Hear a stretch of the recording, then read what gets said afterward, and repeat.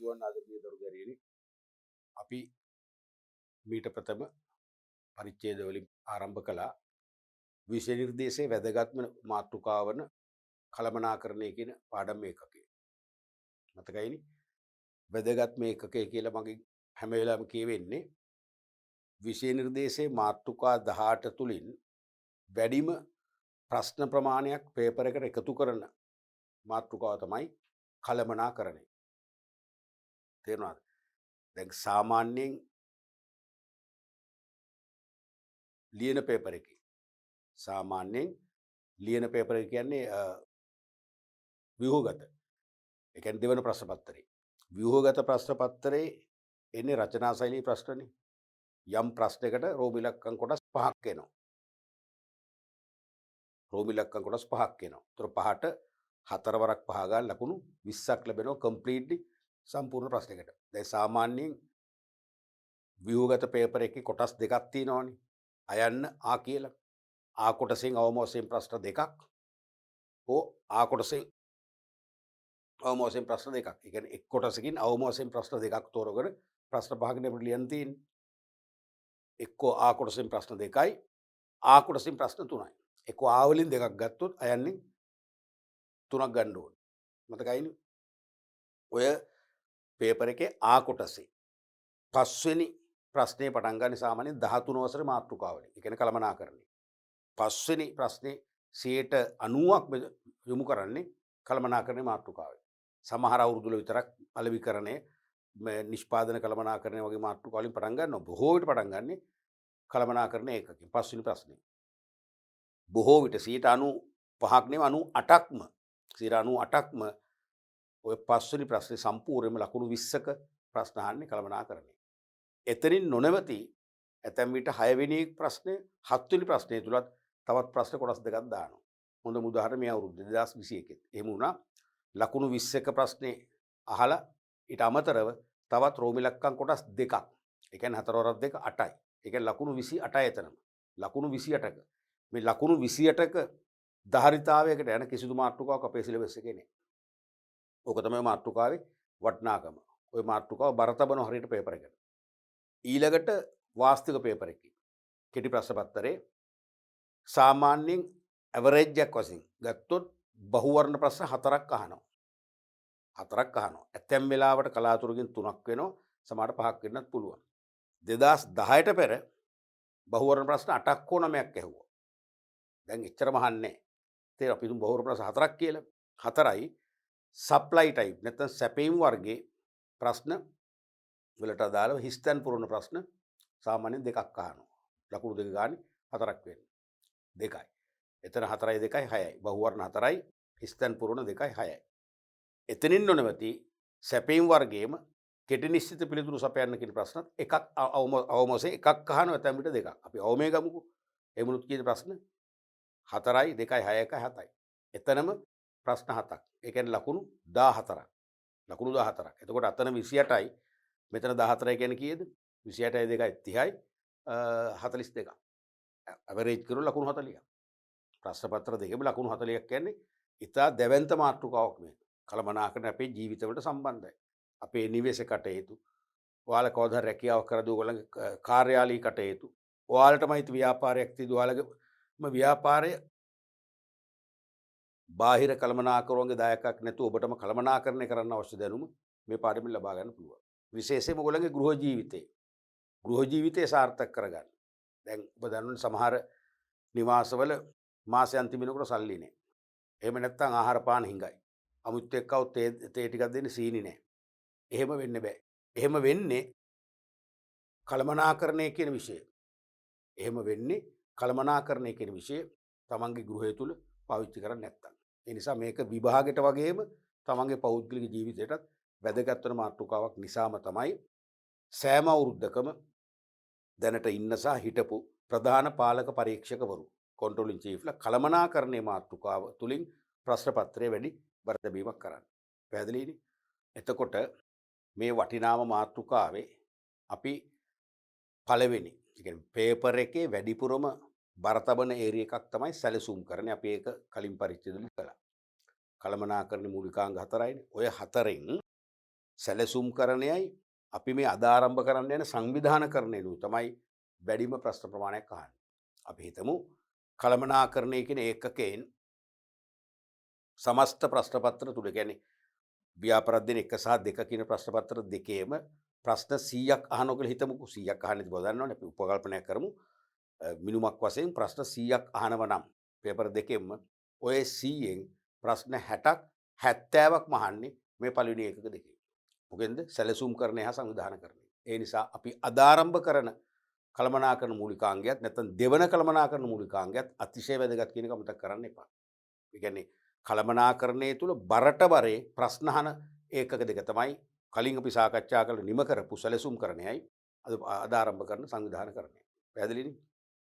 දැන් සංවිධාන මං සැලසුම් කරණයේදී මම ඔයාලට කියන්නේ නැති මට මතකයි මං කිව්වා කියලා සැලසුම් කරණය කියන කළමනාකරණ මූලිකාංගය අපි විෂයක් වශයෙන් මේ වර්තමානයේ ඉගෙන ගන්න ක්‍රියා කළාට මමද ඔබද කළමනාකරණයේ පළවෙනි මූලිකාංගය වන සැලසුම් කරණයේ ජීවිතයේදී නිතරම අත්දකිනවා. ඔබ හෙට පාසල් යනවා. හෙට උදෙන්ම යන්න ඕනේ. මොකද හෙට පාසලේ ආරම්භ කරන්න පෙර ඔයගොල්ලන්ට පැවරුමක් දීලා තියෙනවා. පැවරුම යාළුවොත් එක්ක ගිහිල්ලා ඩිස්කස් කරලා ෆයිනලයිස් කරන්න ඕනේ. එහෙම ඔබ අද ඉඳන් මොකද කරන්නේ? හිතනවනේ. මොකක්ද ඒ කියන්නේ? සැලසුම් කරනවා. සැලසුම් කරනවා. එහෙම නැත්නම් හෙට නිමාඩු දවස මම ටිකක් කලින් ඇහැරෙනවා. එහෙම නැත්නම් ටිකක් වැඩිපුර නිදා ගන්නවා මනසට විවේකයක් ගන්න. ඊට පස්සේ මම නැගිටලා ඉවරලා මෙන්න මේ කාර්යය කරනවා. ඊට පස්සේ මම මෙන්න මේ ගමන යනවා. ආදි වශයෙන් ඔබ මොකද කරන්නේ? සැලසුම් කිරීම කරන්නේ. ඒක තමයි සැලසුම් කිරීම කියන්නේ. ඒ වගේ ඕගොල්ලෝ මුළු ජීවිත කාලයම දිනපතා සෑම දෙයක්ම සැලසුම් කරනවා. අද රැයට ක්‍රිකට් මැච් එකක් තියෙනවා. ඒක රෑ 12ට පටන් ගන්න.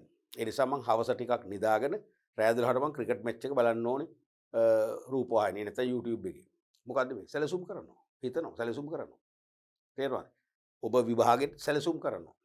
තව මාස 8යි තියෙන්නේ. නැත්නම් මාස 7යි තියෙන්නේ. මම මේ මාස 7ේදී මම මෙච්චර වැඩ කරනවා. තව මාස 5යි තියෙන්නේ. 4යි තියෙන්නේ. මම මෙන්න මේ වැඩ කොටස නිම කරනවා. මොනවද? සැලසුම් කිරීම. ඒ වගේ මුළු ජීවිත කාලෙම අපි සැලසුම් කිරීම අපේ අතින් කරනවා. ඒ වගේම තමයි සංවිධානකරණයත් අපේ අතින් කරනවා. මේකත් අපිට නුහුරු නුපුරුදු සංකල්පයක් නෙවෙයි. ඒ කියන්නේ අපේ සාමාන්‍ය ජන ජීවිතයේ ජීවන ක්‍රියාකාරකම් වලදී සැලසුම් කරණය වගේම සංවිධානකරණයත් අපේ අතින් ක්‍රියාත්මක වෙනවා. තේරුණාද? නමුත් අපි ඒක කළමනාකරණ මූලිකාංගයක් වශයෙන් සමහරට අපි හඳුනගෙන හිටියේ නැහැ. කළමනාකරණ මූලිකාංගයක් වශයෙන් අපි හඳුනගෙන හිටියේ නැහැ. ඒ හඳුනා ගැනීම අද පරිච්ඡේදයෙන් අපි කරනවා. කරන ගමන් තමන්ට දැනෙන්න ඕනේ, හිතන්න ඕනේ, හැඟෙන්න ඕනේ මේ කියන කතන්දරේ අපේ අතින් දැනටමත් කෙරුණා නේද? අපි මේක උපන්දාය ධම්ම මේ සංවිධානකරණයටත් අපි හවුල් නේද කියලා හිතෙන්න ඕනේ. එතකොට එහෙම වුණාම මේ පාඩම් මේක අපේ ජීවිතවලට බද්ධ වෙනව නිකම් ඔටෝමැටිකලි. දැන් අපි වෙලා තියෙන අපි පාඩම් වලට නැත්තම් විෂය නිර්දේශයන්ට ආගන්තුක වෙලා තියෙන්නේ. ආගන්තුක වෙච්ච නිසානේ අපි මේ රෑ නිදි මරාගෙන පැය ගණන් තේරෙනවද? කටපාඩම් කරනවා, ෂෝට් නෝට් ගහන ගොඩක් ජරමරයක් කරනවනේ. ඇයි මේ විෂය නිර්දේශයන් ආගන්තුක නිසා. විෂය නිර්දේශයන් අපේ කරගත්තොත් අපිට එච්චර වෙහසක් නැහැ. අපිට ස්වයංක්‍රීයව විෂය නිර්දේශය අපිට ප්‍රත්‍යක්ෂ කරගන්න පුළුවන්කම ලැබෙනවා. ඒ නිසා මේ විෂය නිර්දේශයේ සෑම මාතෘකාවක්ම වගේම කළමනාකරණයේ මාතෘකාව, ඒ වගේම විශේෂම සැලසුම් කරණයේ වගේම දැන් ආරම්භ කරගෙන සංවිධානකරණයේ පවා අපේ ජීවිතවලට සම්බන්ධ කරගන්න, බද්ධ කරගන්න, සමීප කරගන්න. තේරුණාද? අනික් අති මම කියන්නේ හැමදාම කියන්නේ මම ගොඩාක්ම ආසාවෙන් උගන්වන මාතෘකාවලින් ප්‍රධානම මාතෘකාවක් තමයි කළමනාකරණය. තේරුණාද? ඒ වගේම ගොඩක් මම විෂය පැහැදිලි කරන්න, තර්ක කරන්න වැඩිපුර බරතබන මාතෘකාවක් තමයි කළමනාකරණය. ඇයි හේතුව? ඒක මගේද අපි හැමෝගෙමද ජීවිතවල ජීවන කටයුතු සාර්ථක කරගන්න බද්ධ වූ සමීප වූ විෂයක්. අනික් අතින් ප්‍රශ්න පත්‍රයේ වැඩිම ප්‍රශ්න ප්‍රමාණයක් මේ බරතබන අංක එකේ මාතෘකාව මේක. ඒ නිසා මම ඒකට වැඩිපුර ඇලුම් කරනවා. වැඩිපුර වෙහෙසෙනවා. වැඩි අවධානයක් යොමු කරනවා. එහෙනම් මම නෙවෙයි මට වඩා ඔබත් ඒක කළ යුතුයි. ඔබ විෂය නිර්දේශයේ වැඩිම අවධානයක් යොමු කළ යුත්තේ මේ මාතෘකාවට. තේරුණාද? වැඩිම බර තැබීමක් කළ යුත්තේ කළමනාකරණයේ මාතෘකාවට. තේරුණාද? වැඩිම ආසාවකින් හැදෑරිය යුත්තේ මේ මාතෘකාව. මොකද මේ මාතෘකාව ඔබ යම් විදියකින් ඔබේ මනසෙන් ගිලිහිලා යනවා කියන්නේ ප්‍රශ්න පත්‍රයේදී ඔබ දන්නවා 25ක් 30ක් විතරම ගන්න පුළුවන් ලකුණු ප්‍රමාණයක් අහිමි කරගන්නවා. ඒ කියන්නේ ඒ සාමාර්ථය කියන එක බොහෝ විට සිහිනයක් වෙනවා. ඒ නිසා ඔබ ඒ සාමාර්ථයක් ගන්නවද? හොඳ ඉසෙල් ස්කෝර් එකක් එක්ක විශ්වවිද්‍යාලයට තේරෙනවද නැද්ද කියලා තීන්දුව කරන සීමාව තමයි කළමනාකරණයේ පාඩම. තේරුණානේ? එතකොට අපි කළමනාකරණයේදී සැලසුම් කරන්නේ අපේ ජීවිතවලට බද්ධ කරගත්ත වගේම සංවිධානකරණයත් අපි බද්ධ කරගන්න ඕනේ. අපි සංවිධානය වෙනවා. දැන් සරල උදාහරණයක් ගමුකෝ. ඔයාලා ඉස්කෝලේ නිමාඩු දවසක වෙන්න පුළුවන්. එහෙම නැත්නම් ඉස්කෝලේ අපි හිතමු ඉස්කෝලේ අධ්‍යාපන කටයුතු අවසන් වෙලා වෙන්න පුළුවන්. එහෙම නැත්නම් විශේෂිත හේතුවක් මත ඉස්කෝලේ අපි හිතමු අධ්‍යයන කටයුතු නොවන දවස් තියෙනවානේ. ආගමික උත්සවයක් තියෙන දවසක් වෙන්න පුළුවන්. සමහරට විශේෂ මොන හරි කොන්සර්ට් එකක් වගේ අවස්ථාවක ඔබට ලොකු විවේකයක් ලැබෙනවා. ටීචර්ස්ලත් එක රාජකාරිවල බාහිර වැඩවල නියුක්ත වෙලා. ඔබ සමහරට ඒ මොහොතේ තීරණය කරනවා අපි සමහර ඉන්ටර්නල් ග්‍රවුන්ඩ් එකක් තියෙනවා ඉස්කෝලේ. ඒ අභ්‍යන්තර පිට්ටනියට ගිහිල්ලා අපි මැච් එකක් ගහමු කියලා ඔබ සමහරට කතා වෙනවා. හොඳ නැද්ද? එහෙම කතා වෙලා ඔබ ඒ මොහොත මේක සංවිධානය කරගන්නවා. තේරුණාද? ඒ කියන්නේ ඔබ තීරණය කර රයිට් අපි ඕවර් 10ක මැච් එකක් ගහමු. නැත්නම් ඕවර් 6ක මැච් එකක් ගහමු. කවුද එන්නේ? බලනවා කී දෙනෙක් ඉන්නවද? 12ක් ඉන්නවා. එහෙනම් 6 දෙනා බෙදෙනවා. ඊට පස්සේ කැප්ටන් කෙනෙක් නැත්නම් නායකයෙක් තීරණය කරනවා. හරිද? ඊට පස්සේ පන්දු යවන්න අපි තුන් දෙනෙක් තෝරගන්නවා. පිටිකරණයට තුන් දෙනෙක් තෝරගන්නවා. විකට් කීපින් වලට එක්කෙනෙක් තෝරගන්නවා. තේරුණාද? කරලා මොකද කරන්නේ? මැච් එකක් ගහනවා. මොකක්ද ඒ කරේ? සංවිධානය කරන්නේ. ඕගනයිසින්. සංවිධානය කරන්නේ. ඕගනයිසින් නේ. එහෙම නැත්නම් ඔබ ඉස්කෝලේ අපි දුමු ටර්ම් ටෙස්ට් එකක් එහෙම ලියලා සතියක් කමාරක් එක දිගට ලියනවනේ. ටර්ම් ටෙස්ට් එකක් ලියලා අවසන් දවස වෙනකොට මනසට පොඩි සැහැල්ලුවක් දැනෙනවනේ. නිකන් ෆ්‍රී එකක් එනවනේ. දැන් මේ සැරේ යන්තම් වාර විභාග ඉවරයි කියලා. ඒක නැත්ත කතාව. කොහොමත් ඔබ විභාගයක් වුණාම ඔබේ වයසේදී ටිකක් ඒකට මනසට බර දැනෙනවා. මටත් දැනුණා. නැතුව නොවේ. එතකොට එදාට තීරණය කරන ඕගොල්ලෝ අපි යමු අසවලා ගෙදර. අපි තුමුගල යාළුවෙක් ඉන්නවා මේ ගඟක් ළඟ. නැත්තම් වැවක් ළඟ. තේරුණාද? ගිහිල්ලා අපි එහෙන් වැවේ නාලා නැත්තම් ගඟේ නාලා අපි දවල්ට කාලේ යමු. මොකද්ද? ඒකත් ඒ ඕගනයිසින් තමයි. ඒකත් ඕගනයිස් රයිට් කොහොමද යන්නේ? අපි බස් එක යනවා. බස් එක යන්න බෑ. බස් එකෙත් ගොඩාක් දුර පයින් යන්න ඕනේ. නැත්තම් එකමාරක් විතර. අපි එහෙනම් 3 wheeler එකක් ගමු. නැත්තම් කැබ් සර්විස් එකක් ගමු. සල්ලි තියනවද? එක්කෙනා රුපියල් 200 ගානේ දාමු. තේරුණාද? අපි කොමාරි මෙහෙන් 12ට ගමන පටන් ගමු. අඩු ගානේ දවල් 1 වෙද්දි එහෙ ඉන්න ඕනේ. ඒතර 2 වෙනකන් හරි නාන්න පුළුවන්. අපි සමහරට ඕන නම් එහෙ ගිහිල්ලා අපි කම්පියුටර් ගේම් එකක් එහෙම ගහලා 4 වෙද්දි ආපහු පිටත් වෙන්න ඕනේ. කොහොම සාකච්ඡා වෙනවනේ මොකද්ද? සංවිධානකරණය.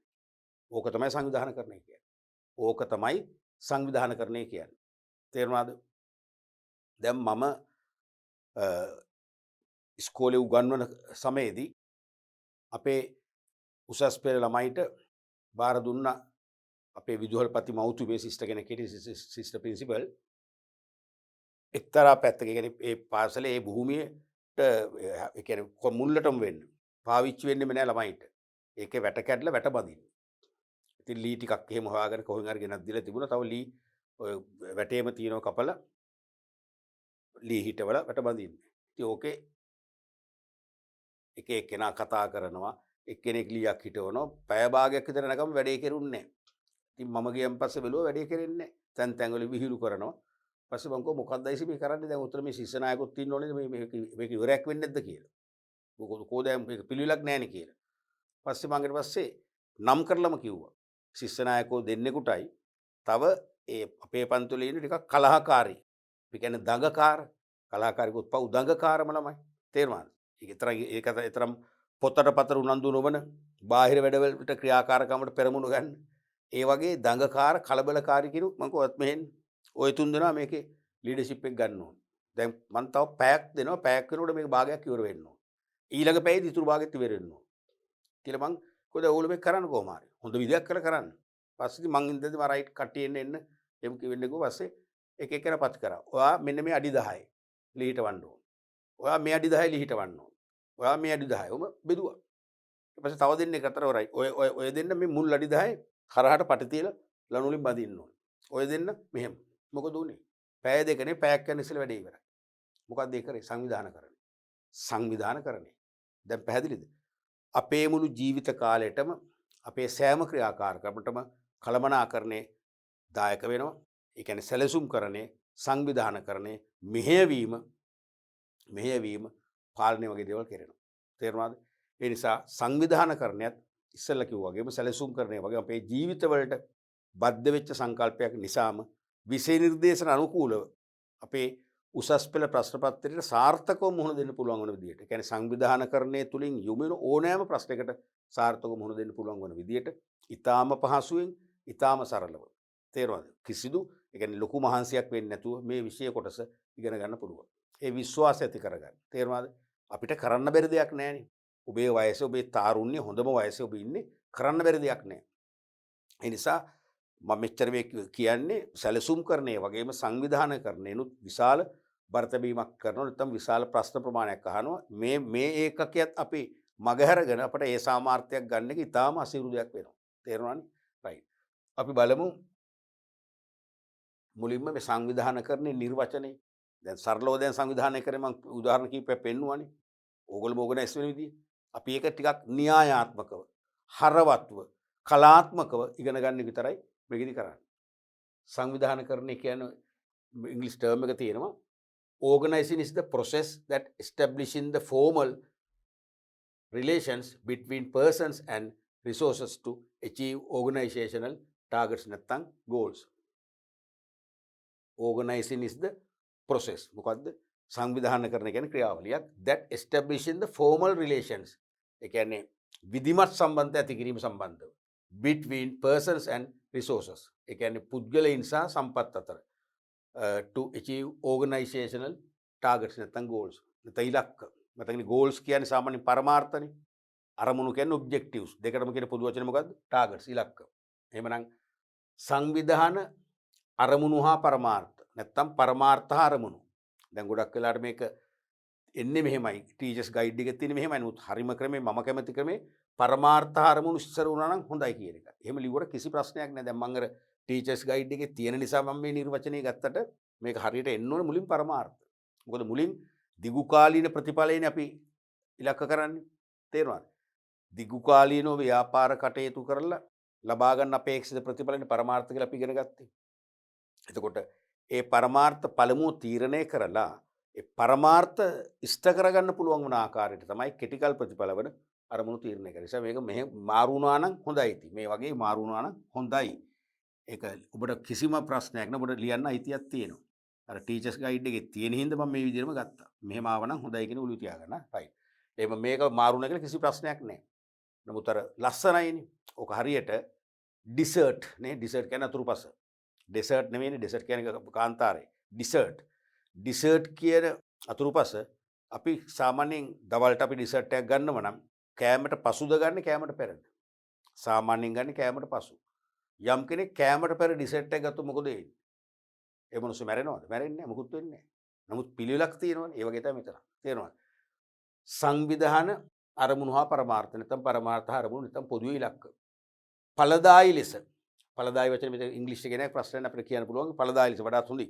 ඵලදායි ලෙස ළඟා කර ගැනීම සඳහා පුද්ගලයන් හා සම්පත් අතර මෙන්න මේක පුද්ගලයන් හා සම්පත් අතර විධිමත් සබඳතා ගොඩනැගීමේ ක්‍රියාවලිය තමයි සංවිධානකරණය කියන්නේ. සංවිධාන ඉලක්ක වඩාත් ඵලදායි ලෙස නැත්නම් සඵලදායි ලෙස හා කාර්යක්ෂම ලෙස තවත් හොඳයි. සඵලදායි ලෙස කාර්යක්ෂම ලෙස. එක්ක ඵලදායි ලෙස එක්ක නිකම්ම සංවිධාන ඉලක්ක ළඟා කර ගැනීමේ ප්‍රශ්නයක් නැහැ. අපි තුමු දැන් මේ නිර්වචන ලියන්නේ අපෝ තාම ලියන්න වෙනවා.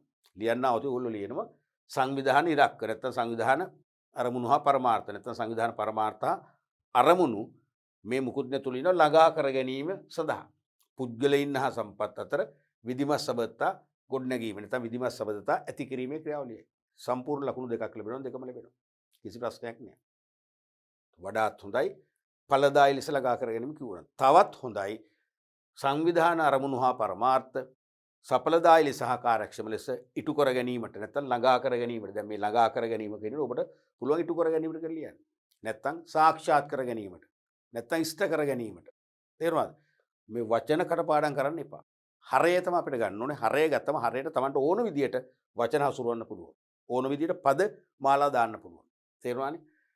සංවිධාන අරමුණු හා පරමාර්ථ ඵලදායී ලෙස නැත්නම් සඵලදායී ලෙස හා කාර්යක්ෂම ලෙස සපුරා ගැනීමට නැත්නම් ඉටු කර ගැනීමට පුද්ගලයන් හා සම්පත් අතර විධිමත් සබඳතා ඇති කිරීම නැත්නම් ගොඩනැගීමේ ක්‍රියාවලිය තමයි සංවිධානකරණය කියලා කියන්නේ. එතකොට මෙන්න මේක තේරුම් ගන්න මේ පුද්ගලයන් හා සම්පත් අතර විධිමත් සබඳතා ගොඩනැගීමේ ක්‍රියාවලිය කියන එක අපිට පළවෙනි මොහොතේම පළවෙනි විනාඩියෙදිම මේක නිකන් අපිට තේරෙන්නේ නැහැ. නිකන් අපේ ඔළුව ටිකක් අවුල් කරනවා මේකට. නමුත් දෙවන විනාඩිය තුන්වන විනාඩියට අපි යනකොට සහ විශේෂයෙන්ම සංවිධානකරණයේ පියවරයන් ටික සංවිධානකරණයේ පියවරයන් ටික අපි සාකච්ඡා කළ ඉවරනම් පස්සේ මේක සම්පූර්ණයෙන්ම ඔබට මතක හිටිනවා. මේකේ අදහස නිකම්ම ඔළුවට වදිනවා මතකේ රැඳෙනවා. ඔබේ මතක ගබඩාව මේක ඈත් වෙන්නෙම නැහැ. මේ කරන්නේ පුද්ගලයන් හා සම්පත් අතර විධිමත් සබඳතා ගොඩනැගීමනේ. දැන් මම අර කිව්වේ අර මගේ ඉස්කෝලේ වැට බඳින කතන්දරයේදී අන්තිමට මම කෑ ගැහුවම ඒ ශිෂ්‍ය නායකයෝ දෙන්නේ අර කලබලකාරී දරුවයි ඒ තුන්දෙනා මොකද කරන්නේ? වැඩ බෙදුවා. ඔයා මෙන්න මෙතන ලී අඩි 10ක් ලී හිටවන්න ඕන. ඔයා මෙතන හිටවන්න ඕන. ඔය දෙන්න මෙන්න මේ කොටසේ ලී බඳින්න ඕන. එහෙම තේරෙනවද? ලී බඳිනම් ඔයාට පුළුවන් මේකේ වැඩි උසක් නැහෙනි. ඔයා මෙයා ගිහලා සපෝට් කරන්න. ඔයා මේ ලී ටික කපලා දෙන්න ඕන. තේරෙනවද? මෙන්න අලවංගුව මේ අලවංගුවෙන් ඔයා මුලින් අඩි 10 වල් ටික ගහ ගන්න. ගහලා අනිත් එක්කනට දෙන්න. හරිද? අලවංගුව 3යි තිබුණේ වෙලාව මට මතක හැටියට. ඒතකොට ඒ කියන්නේ අලවංගුව 3 කණ්ඩායම් 6ක් පාවිච්චි කළා. කණ්ඩායම් දෙකට එකක්. හරිද? මෙන්න මෙතන ලනු මෙච්චර තියෙනවා. මේ ලනු ඔයා ලනු මෙච්චර ගන්න මදි වුණොත් මේ තව එක්කෙනෙකුට පෙවර ඔයා ගිහිල්ලා කඩෙල් ලනු ටිකක් අරන් එන්න. මොකද්ද මේ කරේ? පුද්ගලයන් හා සම්පත් අතර මොකද කරන්නේ? සබත ඇති කිරීම නෙවෙයි. ඔච්චරයි. පුද්ගලයන් හා සම්පත් අතර විධිමත් සබතා ගොඩනැගීම නෙවෙයි කරේ. තේරුණාද? දැන් ඔයගොල්ලෝ ට්‍රිප් එකක් යනකොට ඔයගොල්ලෝ යාළුවෝ එකතු ට්‍රිප් එකක් යනකොට ඔයගොල්ලෝ වාහන ලෑස්ති කරගන්නවා. ගෙන යන ආහාර පාන ලෑස්ති කරගන්නවා. ඒ වගේම සංගීත මෙවලම් ලෑස්ති කරගන්නවා. එහෙමනේ තේරුණාද? ඇඳුම් පැළඳුම් ලෑස්ති කරගන්නවා. ඊට පස්සේ ගිහිල්ලා කෑම බීම උයා ගන්න සැලසුම් කරනවා. උයන එක කාට හරි බාර කරනවා. පොල් ගාලා අපි තුමු රතුරු වුණු සුද්ධ කරලා ඒ වගේ සපෝට් එකක් දෙන්න තව කෙනෙක්පත් කරගන්නවා. මොකද්ද මේ කරන්නේ? පුද්ගලයන් හා සම්පත් අතර නැත්නම් සම්පත් හා පුද්ගලයන් අතර හොඳ සම්බන්ධය ඇති කිරීම. ඔක තමයි සංවිධානකරණය කියන්නේ. හරිම සරලයි. සංවිධාන ඉලක්ක සඵලදායී ලෙස නැත්නම් ඵලදායී ලෙස නැත්නම් සඵලදායී හා කාර්යක්ෂම ලෙස ළඟා කර ගැනීමට හැකිවනු පිණිස පුද්ගලයන් හා සම්පත් අතර විධිමත් සබඳතා ස්ථාපිත කිරීමේ ක්‍රියාවලිය තමයි සංවිධානකරණය. මතකයිනේ? නිරන්තරයෙන්ම තවමත් මේ නිර්වචන අහනවා. කෙටි සරහන් වලට එනවා આવුත් ලියන්න ඕනේ ලකුණු දෙකක්ම ලැබෙනවා. ඒ නිසා මේ නිර්වචන මේ වචන එහෙම වුණාට කමක් නැහැ. මේ හරයට හානි කරන්න බෑ. පැහැදිලිද? right. අපි බලමු ඊළඟට සංවිධානකරණයේ ප්‍රධාන කාර්යයන් නැත්නම් පියවරයන්. මෙන්න මේ එකකේ කතා කරලා නිම වෙනකොට සංවිධානකරණ නිර්වචන නිකම්ම කොට එතු ගන්නවා. ඕගනයිසිං වල පියවර. දැන් මුල් පියවරදී අපි සැලසුම්කරණය කරා. සැලසුම්කරණයෙන් කරේ මොකද්ද? ඉලක්ක නැත්තම් පරමාර්ථ හා අරමුණු තීරණය කරලා ඒ පරමාර්ථ හා අරමුණු ළඟා කර ගැනීමට දියත් කළ යුතු උපාය මාර්ග හෙවත් මූලික කාර්යයන් තීරණය කරා. ඒ තීරණය කිරීමේ ක්‍රියාවලිය තමයි සැලසුම්කරණය කියලා කිව්වේ. අපි කිව්වා සැලසුම් කරන ක්‍රියාවලියේ අවසාන පියවර අවසාන නිමවුමක් වෙන මොකද්ද? සැලැස්මක් ලිඛිත සැලැස්මක් නිර්මාණය වෙනවා කියලා කිව්වා. අන්නේ සැලසුම්කරණය මගින් බිහි කළ සැලසුම ක්‍රියාවට නැගීමේදී තමයි සංවිධානකරණය අවශ්‍ය වෙන්නේ. නැත්තම් සංවිධානකරණය කියන එක අපි ආරම්භ කළේ නැත්නම් අර සැලසුම්කරණයෙන් බිහි කළ සැලැස්ම නාමික සැලැස්මක් පමණයි. නමට පමණක් සැලැස්මක් විතරයි. ඒක ක්‍රියාකාරී සැලැස්මක් වෙන්නේ නැහැ. ඒ සැලැස්ම ක්‍රියාකාරී භාවයට ජීවමාන තත්ත්වයට පත් කරන්නේ සංවිධානකරණය මගින්. සංවිධානකරණයේ අපි මූලික ක්‍රියාකාරකම් අපි 7ක් කතා කරනවා. එකක් තමයි කාර්යයන් හඳුනා ගැනීම. work to be done කියන එක. ඉංග්‍රීසියෙන් මත තියන ලේසි. කාර්යයන් හඳුනා ගැනීම. work to be done. ඒ කියන්නේ ඉලක්ක ළඟා කර ගැනීමට කළ යුතු මූලික කාර්යයන් තීරණය කිරීම හා රැකියා නිර්මාණය කිරීම. දැන් මේවා විභාගෙට ලියන්නම වෙනවා. මං ඉස්සෙල්ලා එකකෙදිත් කියන්නේ නැති වැඩිපුරම විභාගයට අහන්නේ මාරුවට අහන්නේ සැලසුම්කරණයේ පියවරයන් නැත්තම් සංවිධානකරණයේ පියවරයන්. සැලසුම්කරණයේ පියවරයන් ටිකක් වැඩි ප්‍රමාණයක් තියෙනවනේ. 10ක් තියෙනවනේ. ඒ නිසා දැන් ඒක අහනවා අඩුයි. ඒක ඇහුවත් අහන්නේ සැලසුම්කරණයේ ප්‍රධාන පියවර 4ක් නම් කර පැහැදිලි කරන්න. 4යි අහන්නේ. මේක එහෙමනේ ඔක්කොම ටික ලියන්න 7යිනේ තියෙන්නේ. සංවිධානකරණයේ පියවරයන් අර සැලසුම්කරණයේ පියවරයන්ට බරතබරවට වඩා සංවිධානකරණයේ පියවරයන් සම්බන්ධයෙන් අපේ පේපර් එකේ බරතැබීම කරනවා. නිසා මෙන්න මේකට වැඩි නැඹුරුවක් අවධානය යොමු කරන්නට ඕන. පැහැදිලිද? එතකොට පළවෙනි එක තමයි කාර්යයන් හඳුනා ගැනීම. work to be done. මේ කියන්නේ ඉලක්ක ළඟා කර ගැනීමට කළ යුතු මූලික කාර්යයන් තීරණය කිරීම හා රැකියා නිර්මාණය කිරීම. රැකියා නිර්මාණය කරනවා කියන්නේ දරුවනේ මොකද්ද?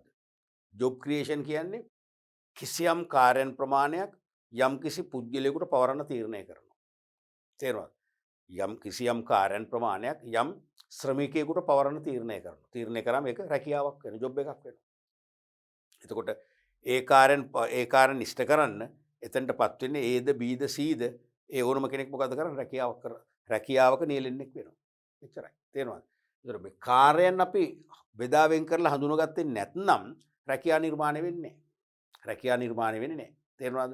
දැන් අපි හිතමු කිසියම් පුද්ගලයෙක් හෝ දෙන්නෙක් හවුල් ව්‍යාපාරයක් ආරම්භ කරනවා. ආරම්භ කරන්නේ දැන් ලෝකෙම තියෙන අර්බුද මොනවද? කොවිඩ් වසංගතේ, බටහිර රටවල යුද්ධමය වාතාවරණේ වැනි ගැටලුත් එක්කලා ලෝක ආර්ථිකයන් ගොඩක් වෙලාවට දැන් හෙල්ලිලා තියෙන්නේ නේ.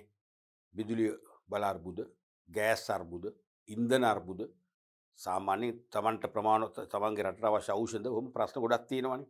අපේ රටේ එක තරම් නැති වුණත් ලෝක බොහෝ රටවල තියෙනවා. මෙන්න මෙවැනි වාතාවරණයක් හමුවේ පුද්ගලයෙක් හෝ දෙන්නෙක් හවුල් ව්‍යාපාරයක් ආරම්භ කරනවා කියලා හිතමු. මොනවාටද? විදුලි ජනනය කරන නැත්නම් විදුලි ජනකයන්ට නිෂ්පාදනය කරලා විකුණන්න. ජෙනරේටර්ස් අත්‍යවශ්‍ය භාණ්ඩයක් වෙලානේ දැන්.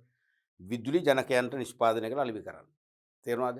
ඒතර මේකෙදී දැන් මොකද්ද උපාය මාර්ගය? විදුලි ජනකයන්ට නිෂ්පාදනය කර විකිණීම තුළින් කිසියම් ලාභයක් ඉපෙයි. ඕක තමයි මූලික ව්‍යාපාර කාර්ය. මේන් බිස්නස් ටාක්ස් එක නැත්නම් උපාය මාර්ග ස්ට්‍රැටජි එක ඕකයි.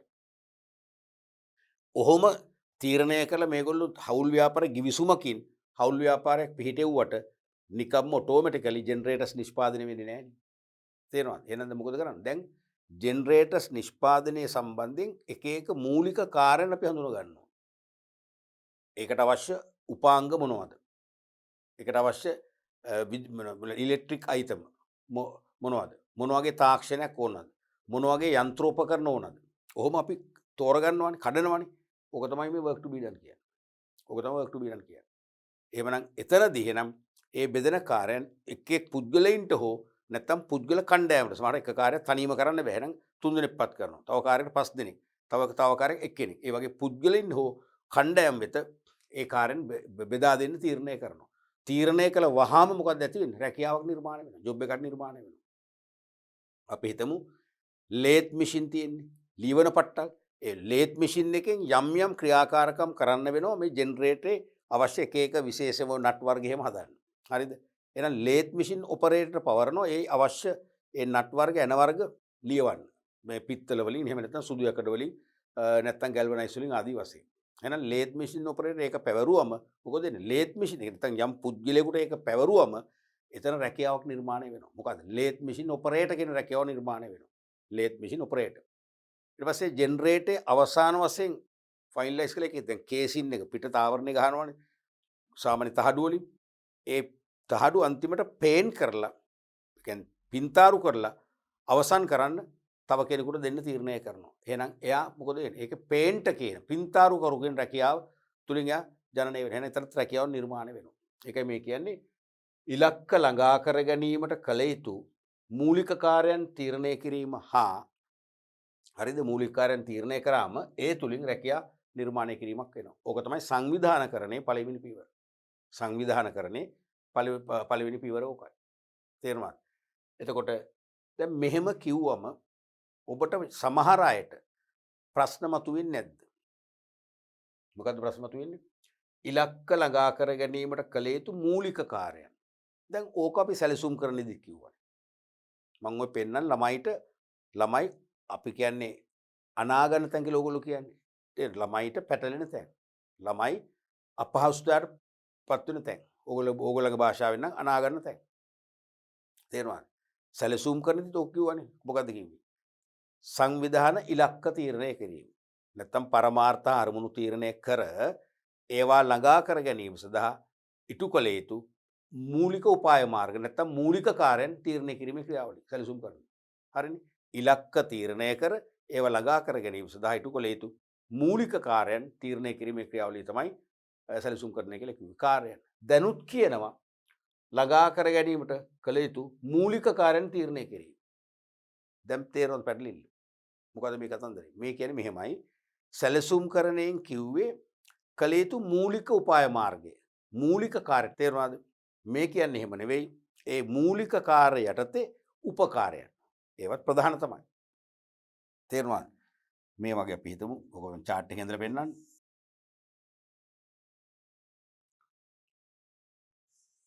මේ තියෙන්නේ අපි ප්ලෑනින් වලදී. ප්ලෑනින් වලදී කිව්ව ටාක්ස් එක තමයි මේ තියෙන්නේ. ටාක්ස් එක ප්‍රධාන කාර්යය. හරිද? දැන් මේක අපි බෙදනවා තව කොටස් තුනකට. මෙන්න මේක තමයි අපි ඕගනයිසින් වලදී කරන්නේ. ඕගනයිසින් වලදී කරන්නේ. මොනක තේරුම් ගන්න මේ chart එක තුලින් වචන වලින් නැතුව මේ මූලික කාර්ය තව ප්‍රධාන කාර්යයන් තුනකට බෙදනවා ඕගනයිසින්. අන්නේ මෙන්න මේ ප්‍රධාන කාර්යයන් තුන තමයි මෙන්න මේ ප්‍රධාන කාර්යයන් තුන තමයි අපි මෙතන කියන කාර්යයන් කියලා කියන්නේ. තේරුණාද? අර මුලින්ම කිව්වේ කාර්යයන් කියලා රැකියා ඒ කියන්නේ ප්‍රධාන කාර්යයන් තීරණය කළ රැකියා නිර්මාණය කියලා කිව්වේ. ඒක තමයි මේ කියන්නේ. මේ තියෙන්නේ මූලික කාර්යයන් තීරණය කර කිරීම හා රැකියා නිර්මාණය කිරීම. මූලික කාර්යයන් කියලා කියන්නේ මෙන්න මේ තුන. හරිද? ඊට පස්සේ මේකේ තව වැඩ තියෙනවා. මේවත් නැවත ඔයගේ කුඩා කාර්යයන් වලට බෙදෙනවා. සමහරට මේක බෙදන්නේ නැහැ. මේක කරන්න පුළුවන්. මේක ටික සරල එකක්. එහෙම හිතන්න ප්‍රධාන කාර්යයන් 3යි. ඒකෙන් මේක 5 දෙනෙකුට බෙදෙනවා. මේක 4 දෙනෙකුට මේක අපි මේකත් 3න් දෙන්නෙකුට බෙදෙනවා. තේරෙනවද? එතකොට මෙන්න මෙතන බලන්න දැන් මේ ප්ලෑනින් වලදී කිව්වේ ඉලක්ක තීරණය කරලා ඉලක්ක ළඟා කර ගැනීමට කළ යුතු මූලික කාර්ය නැත්නම් උපාය මාර්ග ටාක්ස් එක. ඕගනයිසේෂන් වලදී කියන්නේ ඒ මූලික කාර්යයේ තියෙන ප්‍රධාන කාර්යය. ඒ යටතේ තියෙන උප තමයි ඔය ප්‍රධාන කාර්යයන් අපි බෙදා ගන්නවා. ඒක තමයි මේ තියෙන්නේ. තේරුණාද? ඒ නිසා මේක පටල ගන්න එපා. අපි සැලසුම් කරනදී කිව්වේ ඉලක්ක තීරණය කර ඒක ළඟා කරගන්න ඉටු කළ යුතු උපාය මාර්ගය නැත්නම් මූලික කාර්යය ටාක්ස් එක. දැන් කියන්නේ කාර්යයන්. ඒ කියන්නේ මේකේ තියෙන ප්‍රධාන කාර්යයන් ටික. ඒ ප්‍රධාන කාර්යන මොකද වෙන්නේ? එක එක පුද්ගල හැකියාවන් අනුව නැත්නම් රැකියා විශේෂීකරණයට අනුව එක එක පුද්ගලයන්ට ඉටු කළ හැකි වඩා සරල ඒ වගේම තාර්කික කුඩා කාර්යයන් වලට බෙදෙනවා. ඒක තමයි මේ තියෙන්නේ. ඒක තමයි මේ තියෙන්නේ. තේරෙනවද? ඒක තමයි ඩිවිෂන් ඔෆ් වර්ක් කියන වැඩ බෙදීම කියන්නේ. තේරෙනවද? ඒව තමයි මේ තියෙන්නේ. එහෙනම් මේ මූලික කාර්ය ඒකට අයිති ප්‍රධාන කාර්යයන් තුනක් තියෙනවා. ඒ තුන ඒ ප්‍රධාන කාර්යයන් යටතේ එක එක සේවකයන්ට එක එක පුද්ගල හැකියාවන් අනුව පවර්ලා වැඩ ගන්න පුළුවන් වන විදිහට සරල කෙටි තාර්කික කොටස් වලට මේ මූලික කාර්යයන් කඩනවා. අන්න එතනින් තමයි ඇත්තටම රැකියා නිර්මාණය වෙන්නේ. තේරෙනවද? මේකත් රැකියා තමයි. ඔක තමයි මෙතනින් කියන කතන්දරේ. අපි ඔක මේක දැන් මේ chart එකේ උදාහරණයක් මම කියන්නද? අපි හිතමු සැලසුම් කරණයෙන් තීරණය කළා සංවිධාන ඉලක්ක තීරණය කරා. නැත්නම් පරමාර්ථ අරමුණු තීරණය කළා. මොනවද? දිගු කාලයේදී මෙම නිෂ්පාදිතය සම්බන්ධයෙන් වෙළඳපොළ තුල ඒකාධිකාරී නායකත්වයක් ඇති කර ගැනීම. ඒකාධිකාරී නායකත්වය කියන්නේ ඒ වෙළඳපොලේ අදාළ භාණ්ඩ නිෂ්පාදනය කරන ප්‍රමුඛයා බවට අංක 1 ව්‍යාපාරික බවට පත්වීම තමයි ඉලක්කය. හරිද? ඒතකොට ඒ සඳහා මොකද්ද?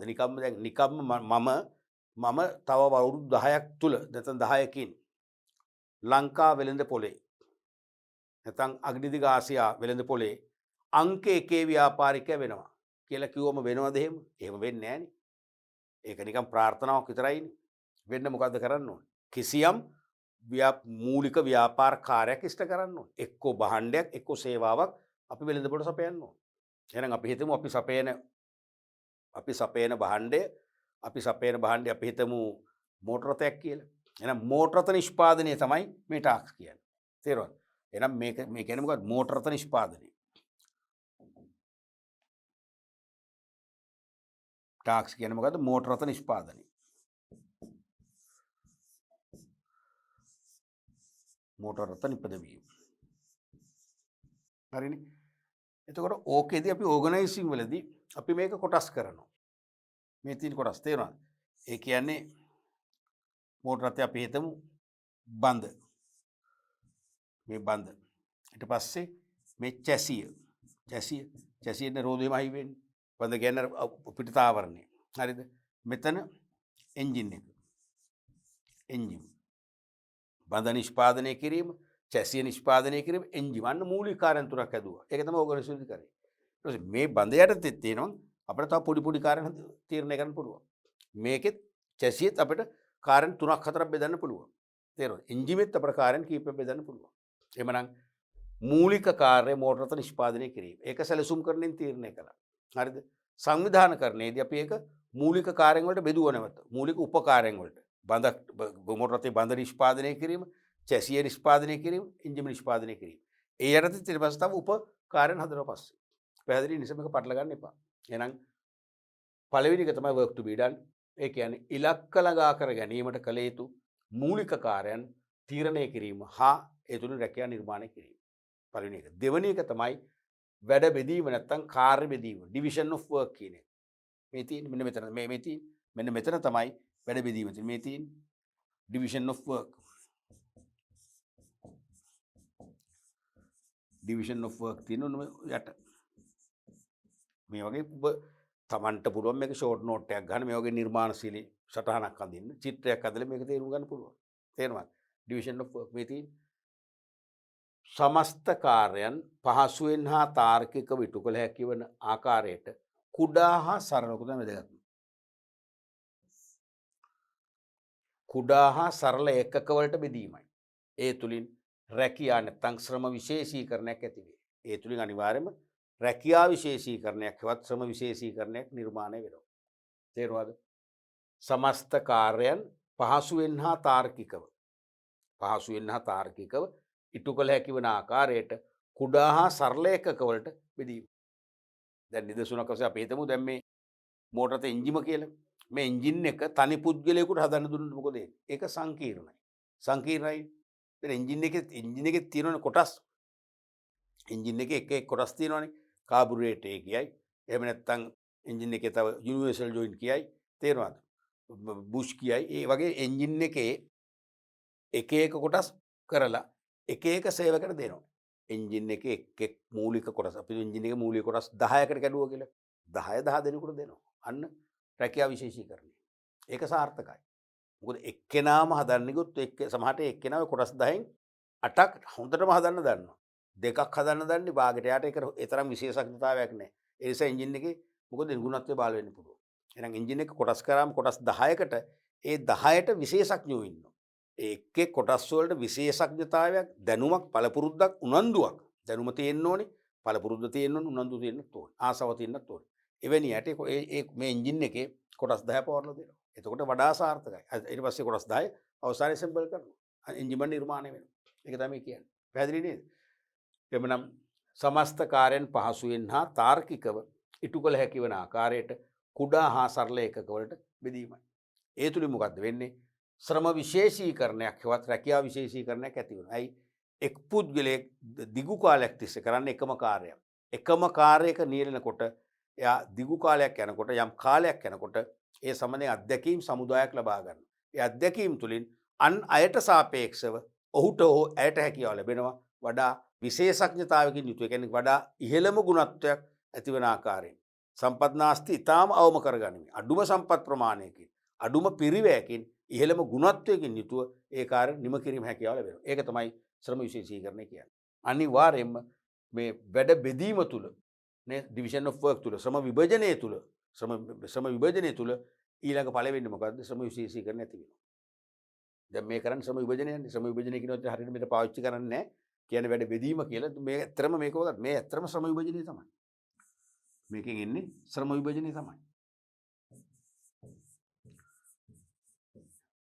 අර මිස්සලකෝ මෙන්න මේ මූලික කාර්යයන් තියෙනවානේ. මේ මූලික කාර්යයන් දැන් තුන එන්ජිම ගත්තොත් එන්ජිමෙත් එක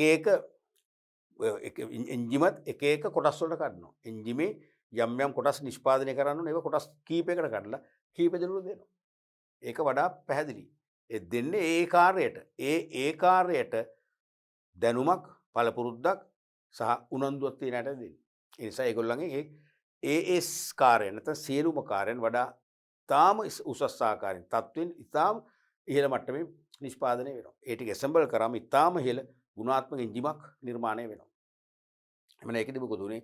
එක් එක්කෙනාට කළ හැකි සරල තාර්කික කුඩා කාර්යයන් බෙදා වෙන් කර දුන්නා.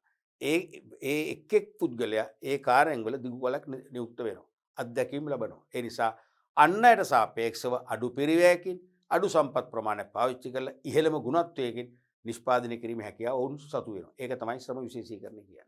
හරිනේ? එහෙනම් පළවෙනි එක මූලික කාර්යයන් තීරණය කළා. දෙවෙනි එක එම කාර්යයන් සමස්ත කාර්යයන් පහසුවෙන් හා තාර්කිකව ඉටු කරන්න පුළුවන් වන විදිහට සරල හා කුඩා ඒකක වලට බෙදලා එක් එක් ශ්‍රමිකයාට දුන්නා. ඒ නිසා ශ්‍රම විශේෂීකරණයක් නැත්නම් රැකියා විශේෂීකරණයක් නිර්මාණය වෙනවා. සංවිධානය කරන පියවරේ දෙවන අදියරේ. තුන්වෙනි එක තමයි දෙපාර්තමේන්තුකරණය.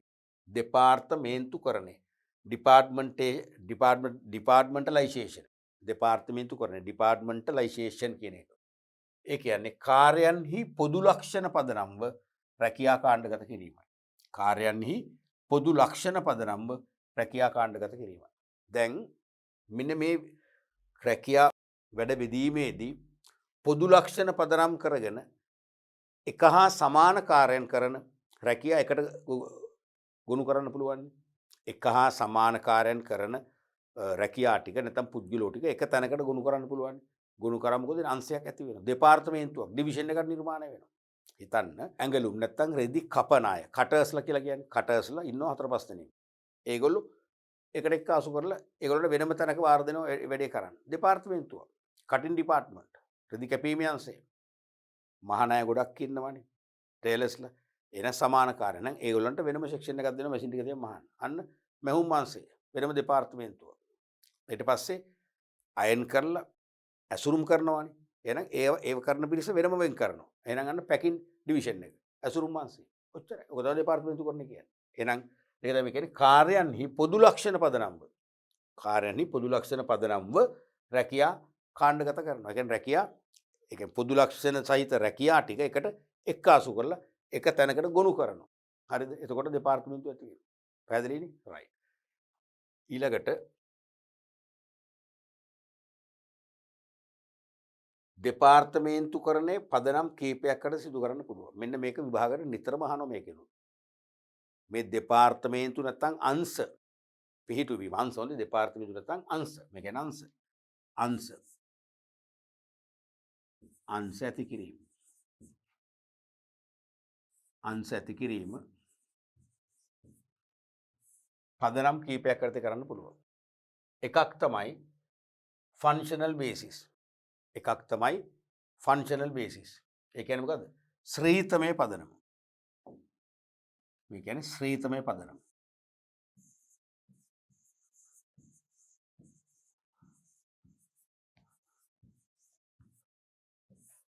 ශ්‍රීතමය පදනම.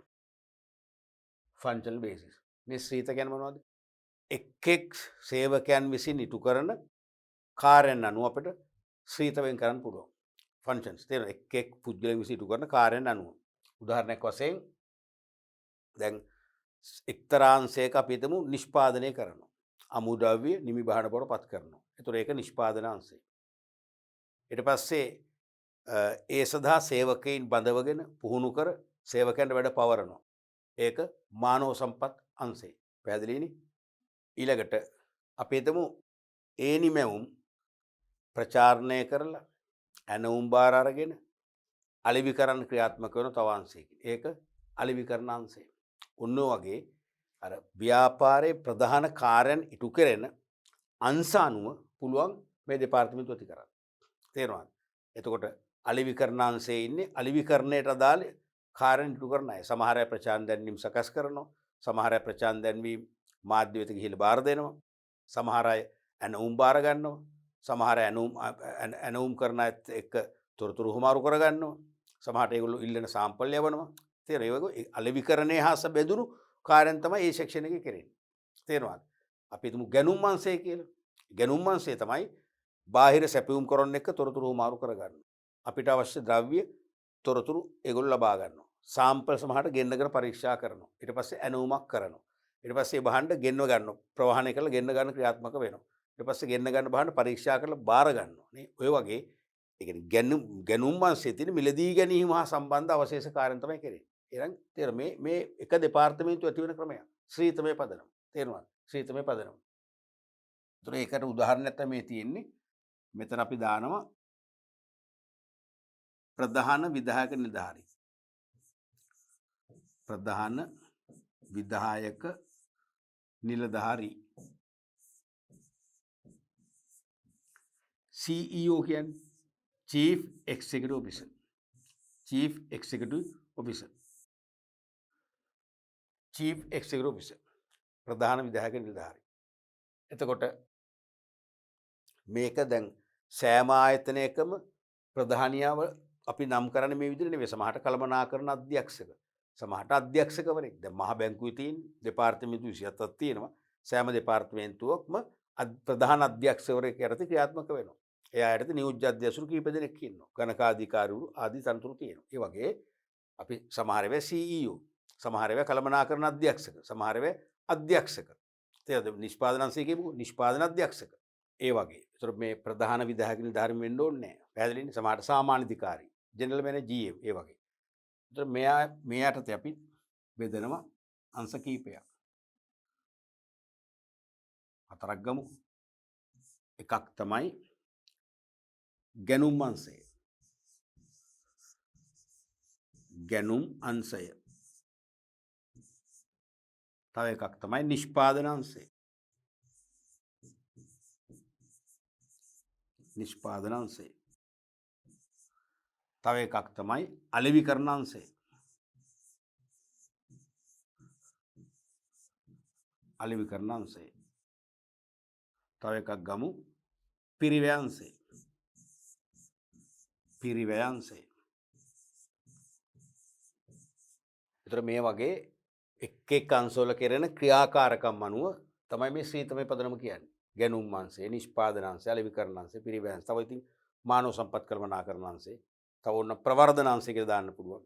තේරෙනවද? ඒ වගේ විගණන අංශය, ඒ වගේ ශ්‍රීතමය පදනම. පැහැදිලිද? ඒතර මේකෙදු මොකද උනේ? දෙපාර්තමේන්තුව ඇති වුණා. මතකනේ? පොදු ලක්ෂණ පදනම් කරගෙන රැකියා කාණ්ඩගත කිරීම තමයි මේකේ දුන්නේ. පොදු ලක්ෂණ පදනම් කරගෙන රැකියා කාණ්ඩගත කිරීම අපි දෙපාර්තමේන්තු කරන්නේ කියලා කිව්වේ. ඉතින් මේකෙනුත් ඒක තමයි. තේරුණාද? ඒ ගැනුම් අංශයේ මිලදී ගැනීම හා සම්බන්ධ කාර්යයන් කරන අය. සමහර එකකින් අපි එක්කෙනෙක් ඉන්නවා. එයා තමයි භාණ්ඩ පරීක්ෂා කර බලන්න යවන්නේ. එක්කෙනෙක් තමයි ඇනවුම් කරන්නේ. තව එක්කෙනෙක් තමයි භාණ්ඩ පරීක්ෂා කරලා බාර ගන්න.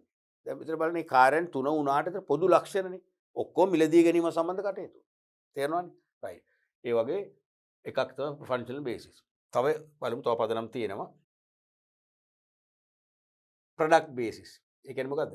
නිෂ්පාදිත පදනම. නිෂ්පාදිත පදනම. නිෂ්පාදිත පදනම. නිෂ්පාදිත පදනම.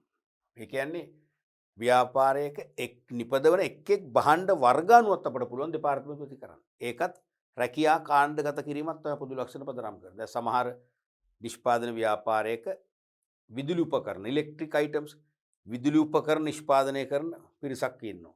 සමහර විදුලි උපකරණේ අපි දුමු දැන් බ්ලෙන්ඩර් එකක් කියලා හිතන්නකෝ. බ්ලෙන්ඩර් එකේ අර කවර් එක, පිටත කවර් එක එක්කෙනෙක් හදනවා. ඒකේ මෝටරේ තියෙන කොටස තව කෙනෙක් හදනවා. ඉතින් මේ දෙකම එකට සම්බන්ධයිනේ. තේරෙනවද? අන්න එහෙනම් ඒ දෙන්න එක අංශයකට වෙන් කරනවා. ඒතර ඒක විදුලි උපකරණ අංශය වෙනවා. තව තියෙනවා ලිපි ද්‍රව්‍ය. පැන්සල් නිෂ්පාදනය කරනවා. පෑන් ලියන දේවල්. පෑන් සහ පැන්සල් නිෂ්පාදනය කරනවා. ඒ වගේම අභ්‍යාස පොත් නිෂ්පාදනය කරනවා. ඒ වගේම ෆොටෝකොපි ගහන කඩදාසි නිෂ්පාදනය කරනවා. ඉරේසස් නිෂ්පාදනය කරනවා. දැන් මේ ඔක්කොම එක ඒ කියන්නේ වෙන වෙනම නිමෙවුම් වුණාට එකට බද්ධ වෙච්ච ඒවානේ. පෑන ඕනේ කඩදාසියක් ඕනේ ලියන්න. තේරුණාද?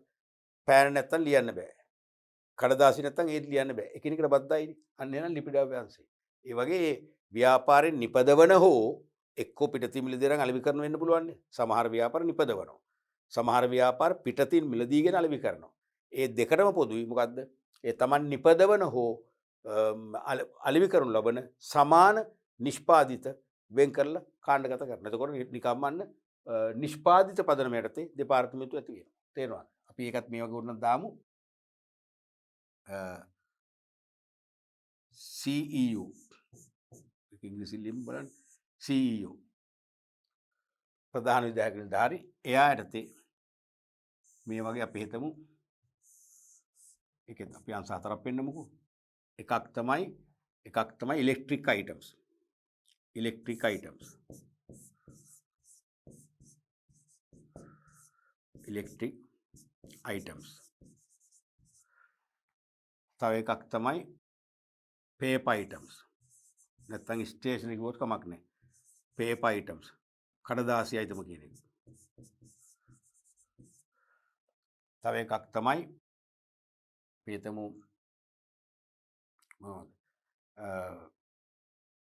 ඉලෙක්ට්‍රික් අයිටම්ස්, paper items, අපි හිතමු beverages. beverages පානයන්. විවිධ බීම වර්ග. තවත් අපි එකක් ගමු. ඒ තමයි clothes, රෙදිපිලි. clothes. දැක්කද? මේකේ විදුලි උපකරණ අයිතම, කඩදාසි අයිතම, පානයන්, රෙදි. මොකද උනේ? නිෂ්පාදිත අනුව අන්න සමාන නිෂ්පාදිත වෙන් කරා. මේ දෙපාර්තමේන්තු හතරක්. පැහැදිලිනේ? ඊළඟ පදනම් බලමු. Customer basis. ඒ කියන්නේ ගනුදෙනුකරු පදනම. ගනුදෙනුකරු පදනම.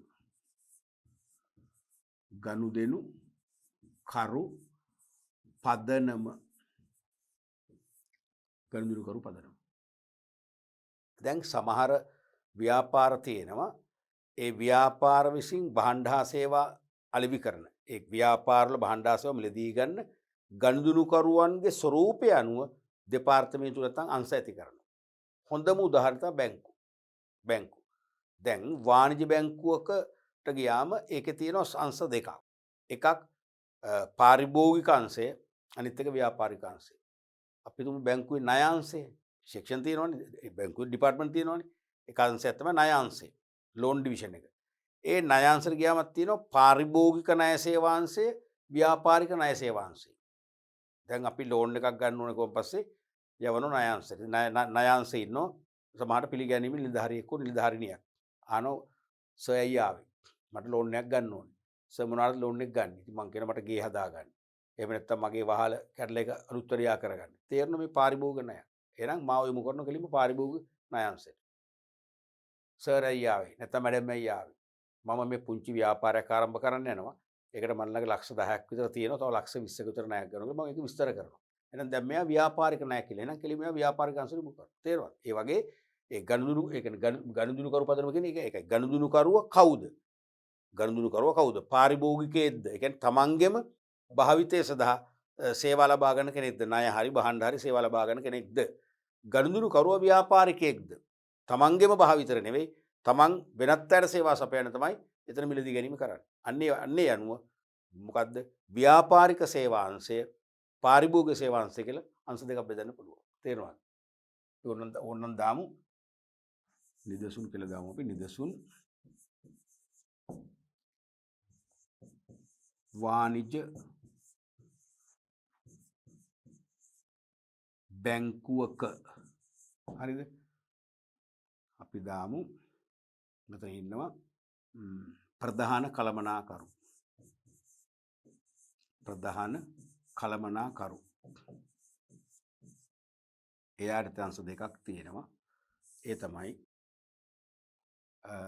පාරිභෝගික සේවාංශය. පාරිභෝගික සේවා අංශය. මෙතන ඉන්න පාරිභෝගිකයෝ. මේගොල්ලෝ ණය වලටත් සාපේක්ෂව පොලිය අඩුයි. තැන්පත් වලටත් පොලිය වැඩි.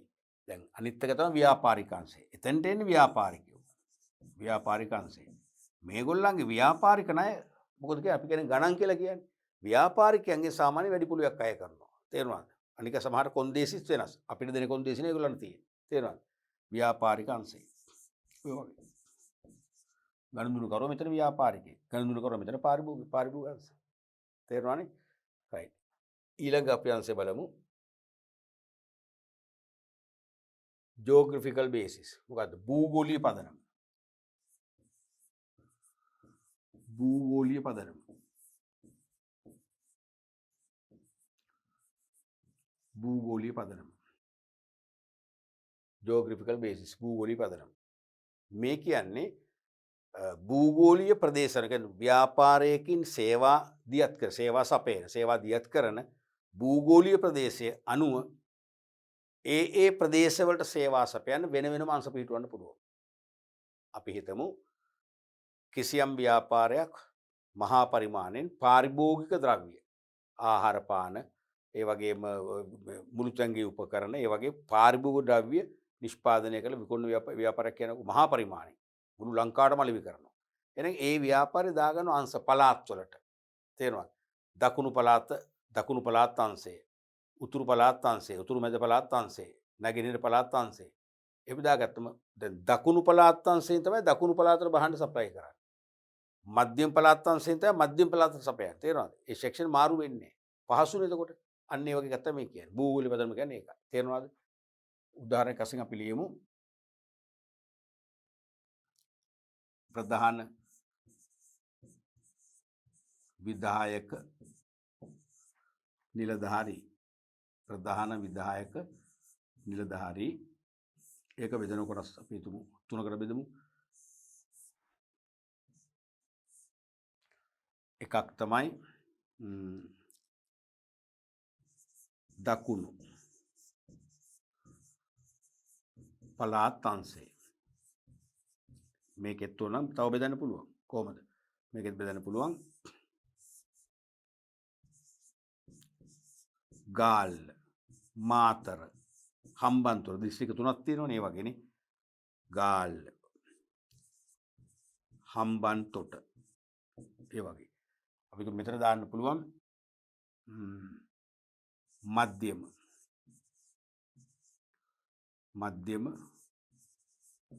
පළාත් අංශය. මෙතන දාන්න පුළුවන් උතුරු පළාත් අංශය. උතුරු පළාත් අංශය. ඒක දිස්ත්‍රික්ක වශයෙන් බෙදන්න පුළුවන් මේ වගේ. තේරුණානේ? ඔච්චරයි. භූගෝලීය පදනම. ඊළඟට මික්ස් බේසිස් කියන්නේ මොකක්ද? මිශ්‍ර පදනම. මිශ්‍ර පදනම. මිශ්‍ර පදනම. ඒ කියන්නේ මේ මෙතෙක් කතා කරපු ක්‍රම දෙකක් හෝ කීපයක් මිශ්‍ර වෙච්ච. අපි හිතමු මෙතන අපි හිතමු මධ්‍යම පළාත් අංශය. හරිද? ඒක භූගෝලීය පදනම මත ගත්තා. ඒක බෙදනවා ඊට පස්සේ ලිපි ද්‍රව්‍ය අංශය, ආහාර පාන අංශය. අන්න දැන් පදනම් දෙකක්. තේරුණාද? පදනම් දෙකක් නේ එතකොට. ඒ වගේ. එතකොට එකක් භූගෝලීය පදනම අනිත් එක මොකද්ද? භාණ්ඩ පදනම, නිෂ්පාදිත පදනම. එනම් දෙකක් වුණානේ. ඒ වගේ.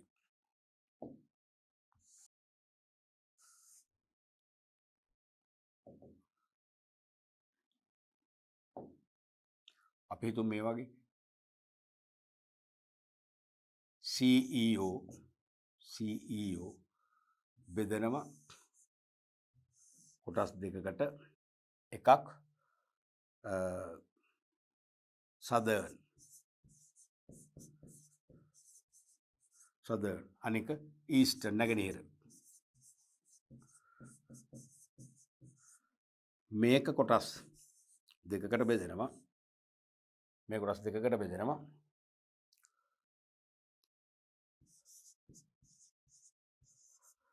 food and beverages.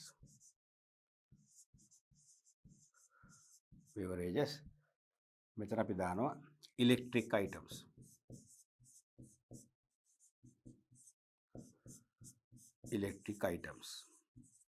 මෙතනත් ඒ වගේම ඊස්ටර්න් එකත් බෙදෙන කොටස් දෙකකට. එකක් food and beverages. මෙතන දානවා electric items.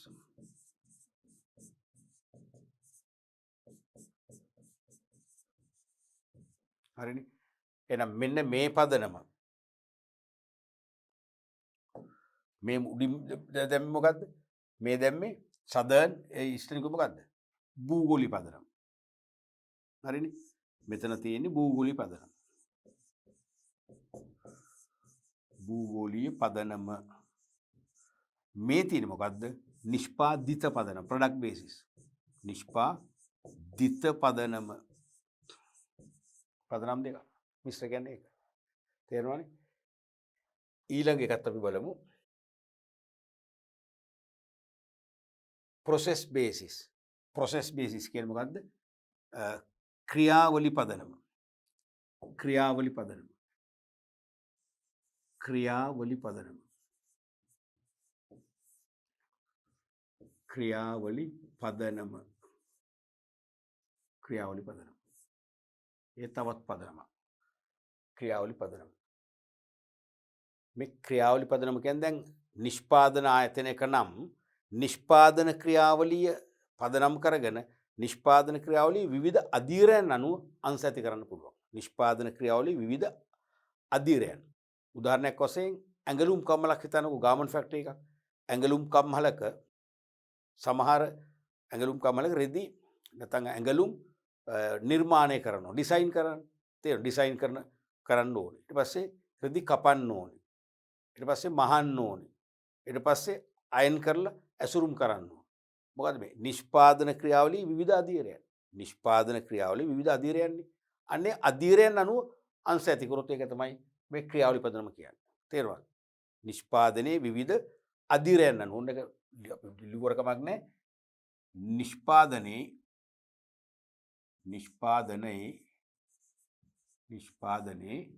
විවිධ අධීරයන් අනුව අංශ පිහිටුවීම. අංශ පිහිටුවීමයි. නිෂ්පාදනයේ විවිධ අධීරයන් අනුව අංශ පිහිටුවීම. උදාහරණයක් වශයෙන් ඇඟලුම් කම්හලක නිදසුන්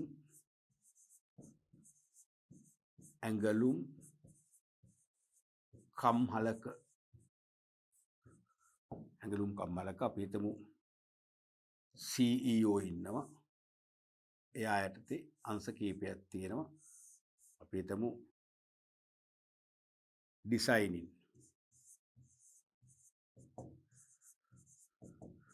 ඊට පස්සේ කටින්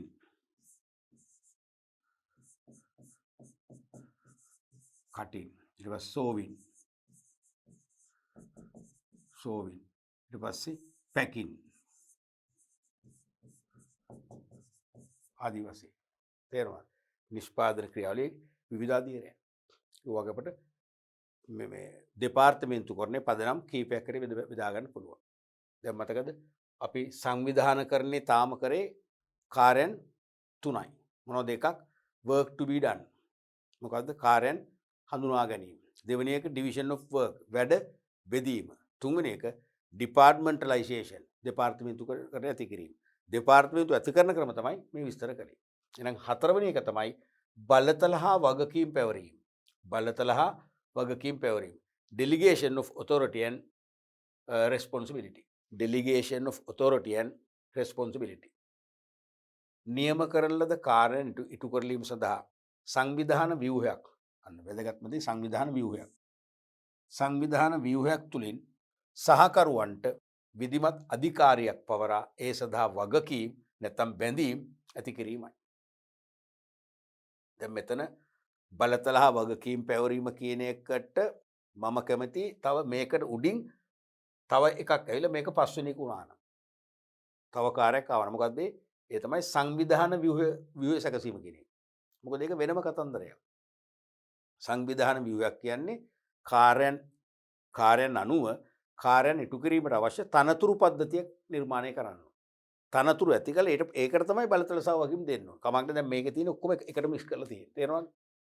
නියම කරලද කාර්යයන් ඉටු කරලීම සඳහා සංවිධාන ව්‍යුහයක්. මේ සංවිධාන ව්‍යුහයක් කියන එකේ තේරුම සංවිධාන ව්‍යුහයක් කියන එකේ තේරුම මොකද්ද? තනතුරු පද්ධතියක් කියන එක. තේරුණාද? ඉහළ සිට පහළට මේ බලතල ගලාගෙන යන ආකාරයෙන් තනතුරු පද්ධතියක් කියන එක මේකේ තේරුම. තනතුරු පද්ධතියක්. හරිනේ. නියම කරන ලද කාර්යන් ඉටු කිරීම සඳහා සංවිධාන ව්‍යුහයක් නැත්නම් තනතුරු පද්ධතියක් ඇති කරලා ඒ තුලින් සහකරුවන්ට ඒකේ වැඩ කරන සේවකයන්ට විධිමත් අධිකාරියක් විධිමත් ලෙස සමහර පත්වීම ලිපිය මගින් නීත්‍යානුකූලව අධිකාරිය කියන්නේ වැඩ කරන්න බලයක් හිමිකමක් පවරනවා. ඒ සඳහා වගකීම් නැත්නම් බැඳීම් ඇති කරනවා. දැන් යම් මේ වගේ තනතුරු පද්ධතියක් ඇති කරලා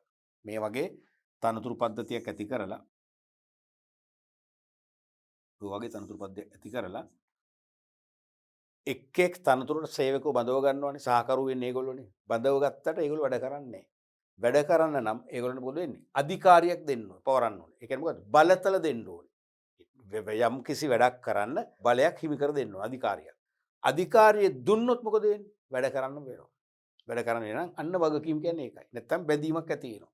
ඒ දීපු බලතල අනුව තමන්ගේ තනතුරට තමන් වෙත බාර කරපු රාජකාරීන් ඉෂ්ට කර ඉහළ කළමනාකරණයට වාර්තා කිරීමට බැදියාවක් ඇති වෙනවා. ඒකයි මේ කිව්වේ. තේරෙනවද? එහෙනම් සංවිධාන ව්‍යුහයක් ස්ථාපිත කරලා සහකරුවන්ට නැත්නම් සංවිධාන ව්‍යුහයක් ඇති කර ඊට පත්වන සේවකයන්ට විධිමත් ලෙස අධිකාරියක් පවරා වගකීම් ඇති කිරීම කියලා ලියන්න පුළුවන්. මේකම කටපාඩම් කරන්න ඕනේ. තේරෙනවද? විධිමත් සංවිධාන ව්‍යුහයක් නැත්නම් සංවිධාන දූරාවලියක් එක්ක ප්‍රශ්න දූරාවලියක් ස්ථාපිත කර ඊට පත්වන සේවකයින්ට නැත්නම් සහකරුවන්ට විධිමත් ලෙස අධිකාරිය පවරා ඒ සඳහා වගකීම් ඇති කිරීම. තේරෙනවද? ඒක තමයි ඊළඟ කාර්යය. ඊට පස්සේ පස්වෙනි කාර්යය තමයි වැඩ කිරීමේ ක්‍රියාපටිපාටි හෙවත් ප්‍රමිතීන් ඇති කිරීම. වැඩ කිරීමේ ක්‍රියාපටිපාටි හෙවත් ප්‍රමිතීන් ඇති කිරීම. Determining the standards of work. වැඩ කිරීමේ ක්‍රියාපටිපාටි හෙවත් ප්‍රමිති. රැකියාවට අදාළව කුමක් කෙසේ කවදා රැකියාවට අදාළව කුමක් කෙසේ කවදා කළ යුතුදැයි පැහැදිලිව දැක්වීම වැඩ කිරීමේ ප්‍රමිති ඇති කිරීම වේ. මේ රැකියා විස්තර, රැකියා පිරිවිතර හා නීති රීති මගින් සිදු කරයි. බොහොම සරල වැඩක්. නමුත් ටිකක් පුළුල්. රැකියාවට අදාළව කුමක්? ඒ කියන්නේ යම් තනතුරකට රැකියාව කියන්නේ යම් තනතුරක්. තේරෙනවද? මේ රැකියාව කියන එකේ තේරුම යම් තනතුරක් කියන එකයි.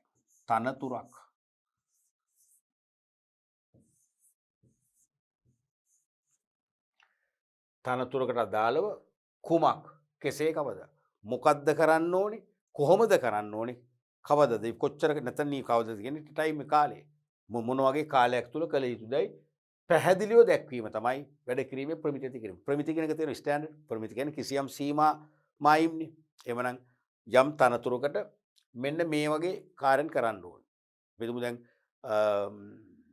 කවුද? අපි හිතමු කාර්මිකයෙක් කියලා, මෙකැනික් කෙනෙක් කියලා. එයාගේ රැකියාව නියම කරනවා. එයා අනිවාර්යයෙන්ම වාහනේ එන්ජින් අලුත් වැඩියාව පමණයි එයා කරන්නේ. ටින්කරින්, පේන්ටින් මුකුත් කරන්නේ නැහැ. තේරෙනවද? ඒවට වෙනම අය ඉන්නවා. එන්ජින් අලුත් වැඩියාව. ඒ යටතේ එයාට එන්ජින් ගලවා නැවත සවි කිරීම. නැත්නම් එන්ජින් සර්විස් කිරීම. ඒ වගේ තේරෙනවද? ඒක කොහොමද කරන්නේ? කරන්නේ අනිවාර්යයෙන්ම ආයතනයේ එන්ජින් රිපෙයාර් කරන අංශයක් තියෙනවා. එන්ජින් රිපෙයාර් ඩිවිෂන් එකක්. ඒකේ නියමිත ආයුධ මෙවලම් තියෙන බූත් තියෙනවා. ඒ බූත් එකක් ඇතුළේ තමයි කරන්න ඕනේ. සෙක්ෂන් එකක් නියම කරලා තියෙනවා. කෙසේද? කවදද? සාමාන්‍ය එන්ජින් රිපෙයාර් එකක් දවස් 3ක් තුල නිම කරන්න ඕනේ. අන්න නියම කරනවා.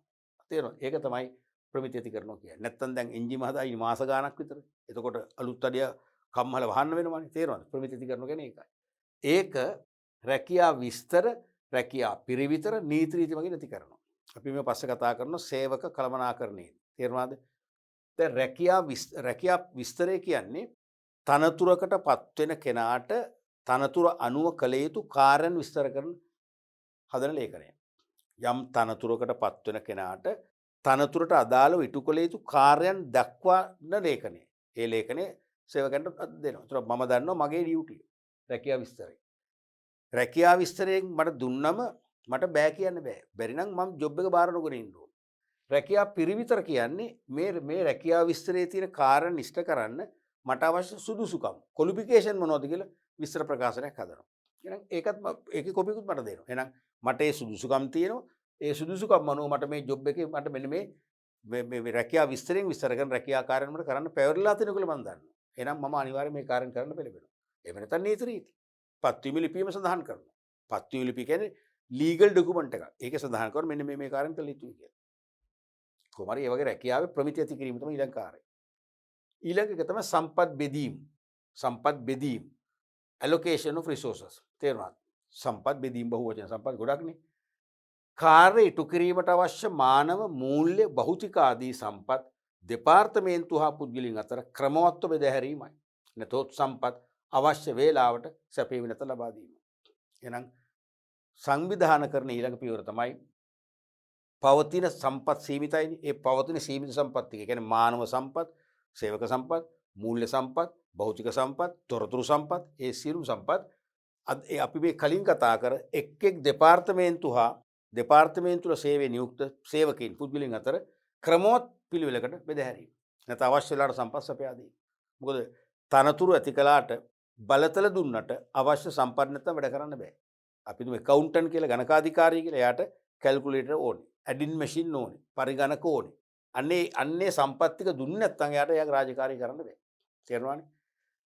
ඊළඟට මෙකැනික් කියනකො කාර්මිකයෙක් කියනකො වාහන අලුත්වැඩියා කරන කාර්මිකනේ යාට ආයුධ ඕනේ මෙවලම් ඕනේ ඒව සපයන්න ඕනේ දුන්න නැත්නම් යාට අලුත්වැඩියා කටයුතු කරන්න බෑ අවසන් එක තමයි සමායෝජනය අවසන් එක තමයි සමායෝජනය කෝઓඩිනේෂන් මං හිතන්නේ සංවිධාන කරන පියවරයන් 7 තුල තියෙන වටිනාම අගනාම පියවර තමයි සමායෝජනය කෝઓඩිනේෂන් සමායෝජනය කිරීම සංවිධාන දූරාවලි සැලසුම් නීති රීති ක්‍රියාපටිපාටි ඔස්සේ සෑම අංශයක්ම සෑම කාර්යයක්ම අරමුණු හා පරමාර්ථ ළඟා කර ගැනීම දෙසට අරමුණු හා පරමාර්ථ ළඟා කර ගැනීම දෙසට යොමු කරවීම ළඟා කර ගැනීම දෙසට යොමු කරවීම තමයි යොමු කරවීම හෙවත් සමෝදානිත කිරීම ඒ කියන්නේ මොකද්ද ඒකාබද්ධ කිරීම ඒකාබද්ධ කිරීම සමෝදානිත කිරීම නැත්නම් ඒකාබද්ධ කිරීම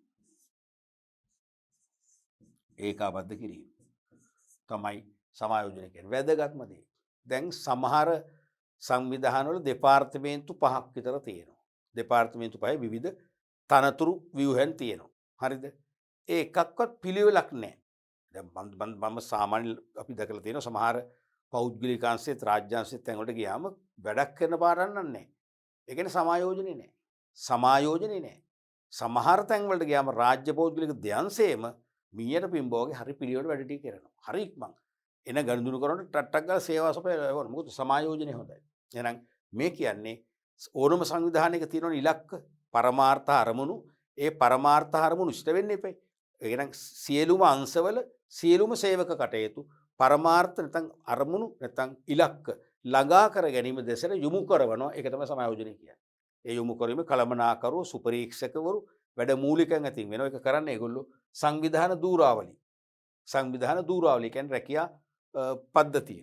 ඒ වගේම විවිධ සැලසුම්, නීති රීති, ඒ වගේම ක්‍රියාපටිපාටි, ප්‍රොසීඩියර්ස් වගේ දේවල් පාවිච්චි කරනවා. ඒව පාවිච්චි කරමින් සෑම අංශයක්ම සෑම කාර්යයක්ම අරමුණු හා පරමාර්ථ ළඟා කර ගැනීම දෙසට යොමු කරවීම. ඒවත් සමෝදානිත කිරීම තමයි සමායෝජනය කියන්නේ.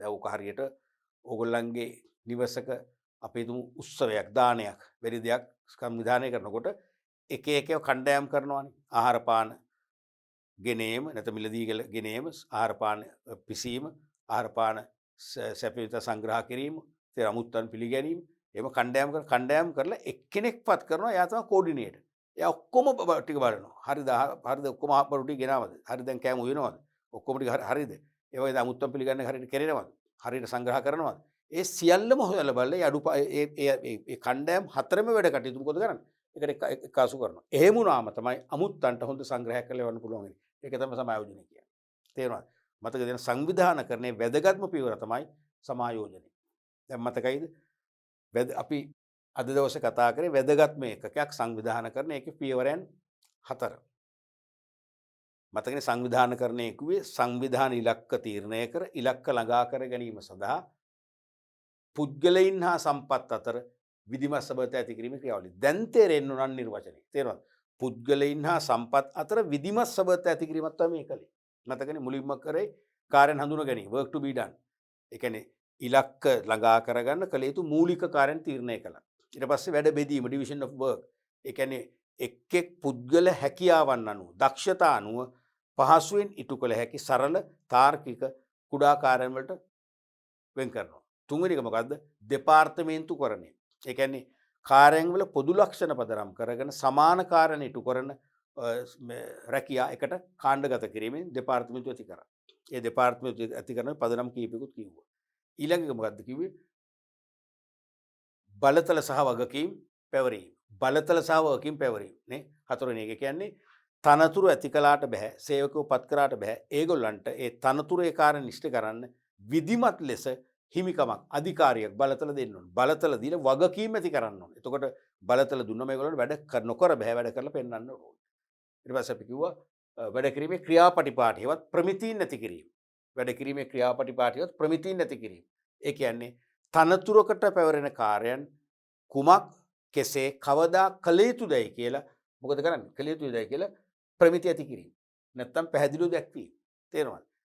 නැත්තම් වෙන්නේ සමහර යම් පැවරෙන කාර්යයක් අපි මාස ගානක් අත ගන්න පුළුවන් එහෙම බෑ. දින දෙකක් තුල කරන්න ඕනේ. කොහොමද කරන්නේ? මෙන්න මේ වගේ ශිල්ප ක්‍රම පාවිච්චි කරලා මේ වගේ මෙවලම් පාවිච්චි කරලා මේක කරන්න ඕනේ.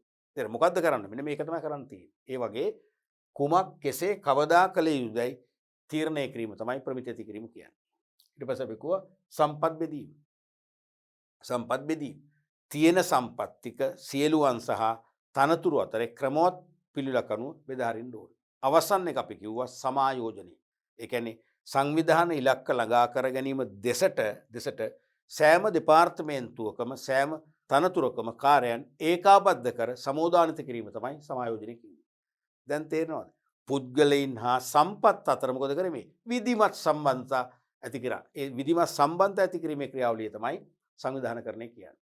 හොඳයි අද දවසේ අපි මේ පාඩමෙන් කතා කරේ කළමනාකරණයේ දෙවන මූලිකාංගය වන සංවිධානකරණය කියන්නේ මොකක්ද කියලා අපි හඳුනගත්තා. අනික සංවිධානකරණය අපේ ජීවිතවලට බද්ධ වෙච්ච සාමාන්‍ය සංකල්පයක් කියලා මම මුලින්ම පැහැදිලි කිරීමක් කරා. ඒ නිසා සංවිධානකරණය අපි අද නිකන් ඉගෙන ගත්තට සංවිධානකරණය අපි උපන්දා ඉඳන් මේ දක්වා ක්‍රියාත්මක කරන හෙට දවසෙත් ක්‍රියාත්මක කරන සාමාන්‍ය ක්‍රියාවක් කියලා මම කිව්වා. සංවිධානකරණය නිර්වචනය කරලා සංවිධානකරණයේ පියවරයන් ටික අපි එකින් එක හොඳින් විග්‍රහ කළා.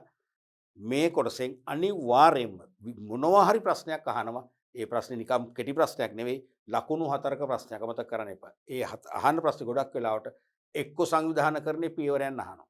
පියවරයන් ඇහුත් මේ පියවරයන් 7ම අපිට නම් කරන්න වෙනවා. එක්කෝ පියවරයන් 7 නම් කරලා දෙකක් පැහැදිලි කරන්නේ. එහෙම නැත්නම් කොන්ට්‍රෝල් ඉන් චීෆ්ට අවශ්‍ය විදිහට සංවිධානකරණයේ මේ 7න් කැමැති 4ක් එයා නම් කරලාගෙන මේ 4 පැහැදිලි කරන්න. එහෙම නැත්නම් වාස්තික ප්‍රශ්න විදිහට එනවා. ඒ කියන්නේ බහුවර්ණ ප්‍රශ්න වලට මේව දාන්න පුළුවන්. හිස්තැන් පුරවන්න දාන්න පුළුවන්. කෙටි නිශ්චිතයට දාන්න පුළුවන්. තේරෙනවද? විවිධ ආකාරයෙන් අහන්න පුළුවන්. ඊළඟට සංවිධානකරණයේ වැදගත්ම එකක්නේ දෙපාර්තමේන්තුකරණය. දෙපාර්තමේන්තුකරණ ඇති කළ හැකි පදනම් අපි කීපයක් කිව්වා. ශ්‍රේතමය පදනම, නිෂ්පාදිත පදනම, භූගෝලීය පදනම, ගනුදෙනුකරු පදනම. අන්නේ පදනම් අනුව දෙපාර්තමේන්තුව ඇති කිරීම සාමාන්‍ය විභාගයට අහනවා. ඔන්න ඔය ප්‍රශ්න මොනවා හරි දෙයක් අහනවා. ලකුණු 4ක් මේකෙන් උපයා ගන්න පුළුවන්. තේරුණාද? හොඳයි. අපි ඊළඟ පාඩම් පරිච්ඡේදයෙන් සංවිධානකරණයේ ඉතුරු සංකල්ප ටික සංවිධානකරණයේ වාසි වැනි සංකල්ප විග්‍රහ කරලා සංවිධානකරණය කියන ඒකකේ සම්පූර්ණයෙන්ම නිම කරන්න බලාපොරොත්තු වෙනවා.